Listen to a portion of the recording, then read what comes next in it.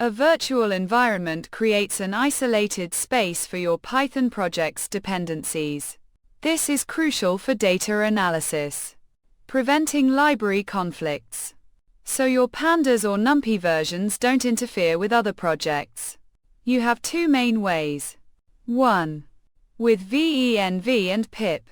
Create it. Python mvenv my_env activate.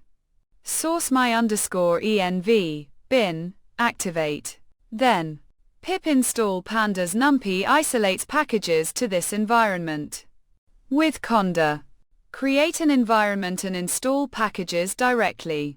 Conda create n my_env python pandas numpy activate it. Conda activate my_env. Both ensure clean, manageable data analysis projects. Choose Conda for broader scientific stack management, or venv for standard Python projects. The provided code block starts with extensive multi-line comments explaining what virtual environments are and why they are important. It then meticulously details the command line steps for creating and managing virtual environments.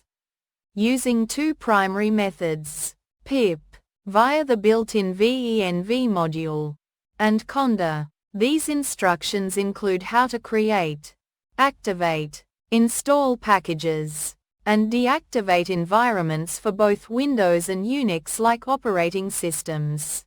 Following these setup instructions, the runnable Python code demonstrates a simple data analysis workflow. It imports Pandas and Matplotlib, which are common libraries for data analysis and visualization.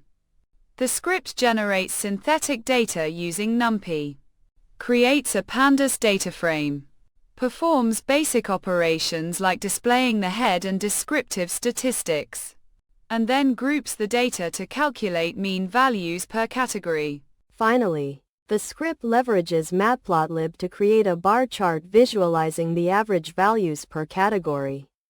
This practical example showcases how one would typically use these libraries within an activated virtual environment to conduct data analysis and create visualizations.